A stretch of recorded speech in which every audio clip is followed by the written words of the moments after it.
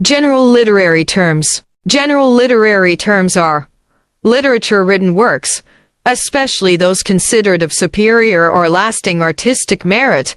Genre, a category of literature, for example, novel, poetry, drama, essay, prose, ordinary written or spoken language without metrical structure. Fiction, literature created from the imagination, not based on fact. Non-fiction, literature based on facts, real events, and real people. Narrator, the voice or persona telling the story.